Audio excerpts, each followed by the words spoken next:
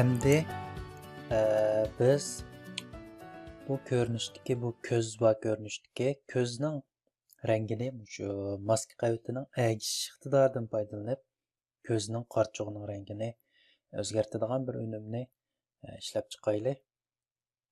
Buning bilan yana nurg'un yerlarni o'zgartgan bo'ldi. Men yan qavatdan birini quray, yan timeline'dan birini qurdim. Mashg'ulot yuz ochildi. Bu yerlarni yetib yetay. Yetayotgandan keyin bu harakat qildi bu ayolning ko'zi azroq.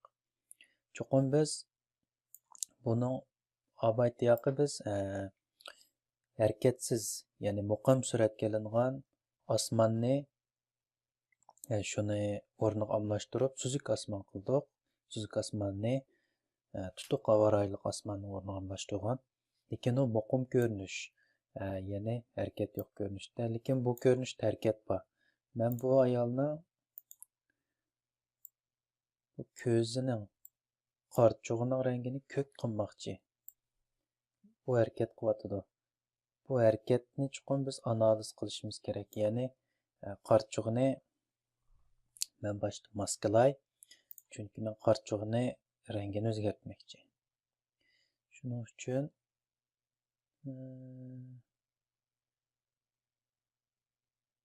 qalam quroldan foydalanib qarchug'ning o'rnini chizib olay.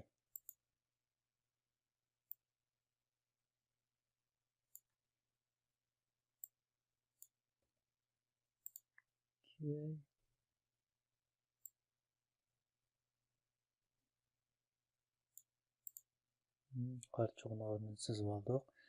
Chizib olgandan keyin hozir qarasak bu maska qaviti joyida qolib qoldi.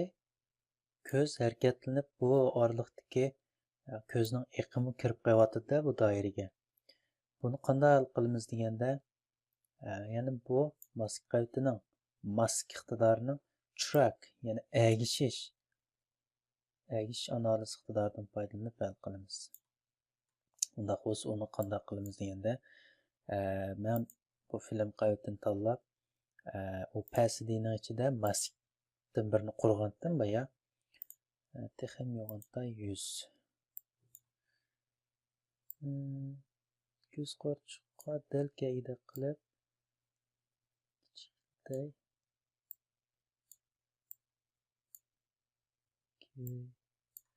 Okay. Ondan bu yerda bir qarasak quyushqa o'xshash bir belgilar bor. Bu yani track, egashtirish iqtidori. Buni bassak bir framdan mana bir framdan analiz qilmoqda. Men butunlay hammasini o'z avtomatik analiz qilganga buyruq beribdi. Ya'ni bu qo'yish knopkasini bassak soldan o'ng tarafga, ya'ni filmning boshlanishidan oxirlashiga qarab analiz qildi harakatni.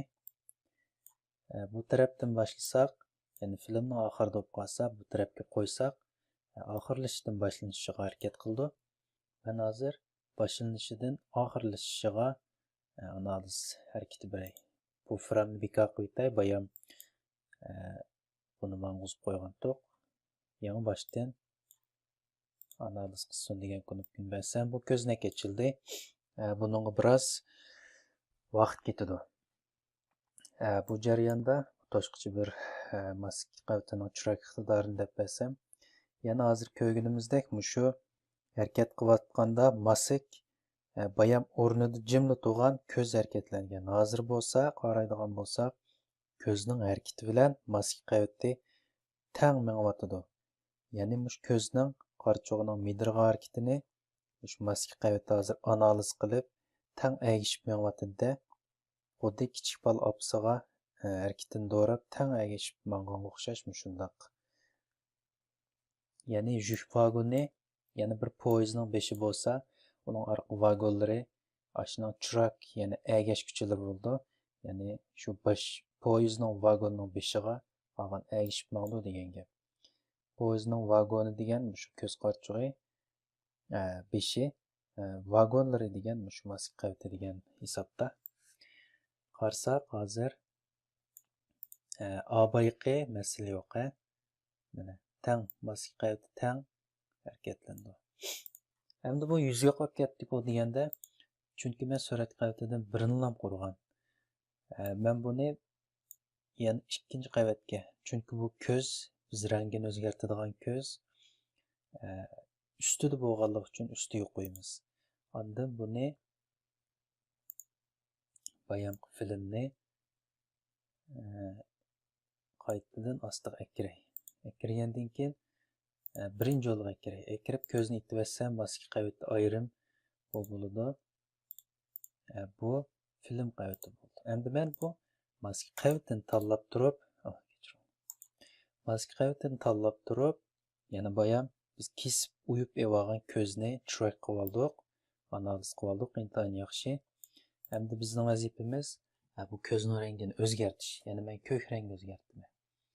Bu shu bayan biz tanlab olgan Adobe'ning Organtor'dan, ya'ni mana shu detalni yasash tarafning o'z belgilab xoslikdan shappagan mashg'ulot rayonimizning color degan shu colorni rang tizimligi, rang mashg'ulot rayonidagi assoq bu yer chiqadi bir muncha rangning tizimligi. Buning ichida men curves, ya'ni egmi siziq bo'yicha siziqli rang tanlashni tanlab, buning ichidan ko'k rangni tanladim.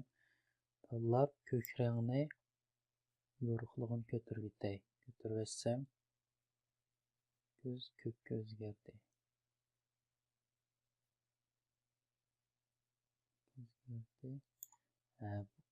Soyasini sal besib o'tay. Besib o'tsam butunlay emas, ya'ni nur qaytgan taraflar ko'kka o'zgardi.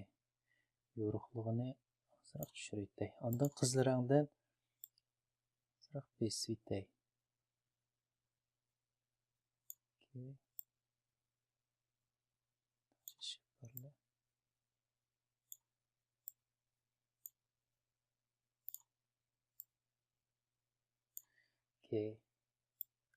Qarsak ko'zning rangi ko'kka o'zgardi.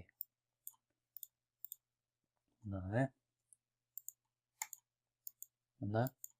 bo'z rang ko'z, ko'k ko'z, ya'ni dengizdek chiroyli ko'zga o'zgardi-da. Bu iqtidorni yana deb bersam, yana mushuning bilan cheklandi deb qolmanglar. Bu iqtidor masalan nurg'un iqtidorlar ishlaydi.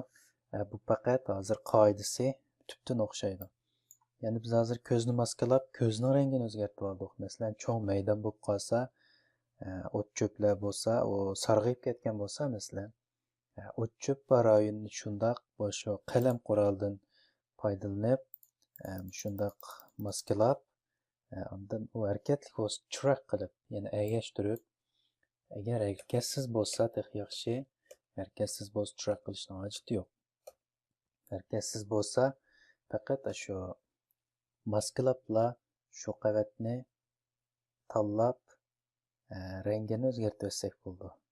Yoki bir odam harakat qilayotgan yuzi bo'lsa, shu yuzining doirasini doiraga evib maskalab olgandan keyin o'zgartiradigan doirani, rangini o'zgartiradigan doirani maskalab, shu rayonning rangini o'zgartirib olsak bo'ldi. Bu intayin oddiy qismi.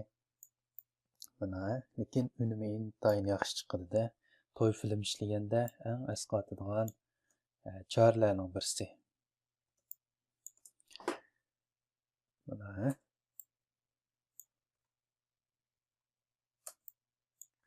Keyingi tema diqqatinglar bo'lsin. Xayr xo'sh.